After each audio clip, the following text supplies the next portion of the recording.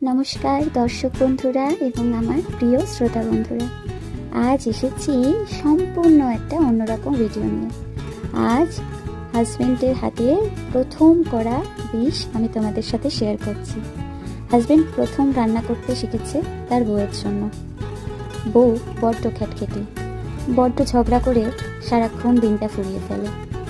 না কেন, কিছু করতেই হবে, কিছু করতেই হবে। নিচে যেমন নতুন কিছু করব সেই ভাবনায় চলি, পুরুষ মানুষটাকেও চাই কোনো দিক থেকে পিছিয়ে না রাখতে, কোনো কাজে সে যেন কখনো কোণঠাসা না হয়ে যায়, সব কিছুতে সেও পারদর্শী হোক, সেই ইচ্ছেটা আমার ছোটকালে। কেন, আমি আমার বাবাকে দেখেছিলাম, আমার বাবা সমস্ত কাজ খুব নিপুণতার সাথে করত। আর প্রতিটা মেয়েই তো স্বামীর মধ্যে বাবাকে কখনো না কখনো খুঁজে পায়। সত্যি বললাম কি না? আজ শিখিয়ে পড়িয়ে রান্না করাচ্ছি, রান্না করাতে করাতে কথা কথা তোমাদের সাথে শেয়ার করছি। আচ্ছা, তোমরা কারা কারা বিশ্বাস করো বলো তো, সংসার সুখের হয় রমণীর গুণে, গুণবতী স্বামী যদি থাকে তার পাশে? কথাটা আমি কিন্তু বিশ্বাস করি। সংসার রমণীর গুণে সুখের হলেও স্বামীর গুণ থাকা কিন্তু অত্যন্ত জরুরি।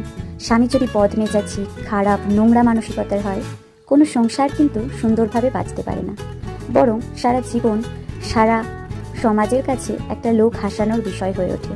আর যদি আপনার স্বামী যদি গৃহস্থ সুন্দর বাড়ির প্রতি, সংসারের প্রতি মায়া রাখে, সেই সংসারটা শুধু আপনার সুন্দর তাই কিন্তু নয়, আরও 5টা লোক আপনাকে দেখে শিক্ষণীয় ভাবনা রাখবে। এটা কিন্তু আমি বিশ্বাস করি। আমি অনেক বাড়িতে যাই আর আমার পথ চলা অনেক দিনের, অনেক যাতায়াত করি, অনেক নতুন নিত্য নতুন লোকের সাথে আমার আলাপ হয়, আর তাদের বাড়িতে আমার এন্ট্রি চলতে থাকে। তাদের মধ্যে কিছু পুরুষকে দেখে আমার ভীষণ ভালো লাগে।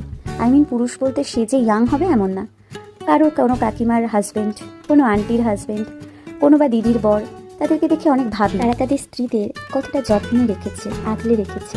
এই যে সুন্দরী সুন্দরী বেশ কিছু মহিলা দেখতে পান না আপনারা, তাদের সৌন্দর্যের পেছনে কিন্তু কোনো একটা পুরুষের হার্ডওয়ার্কই রয়েছে।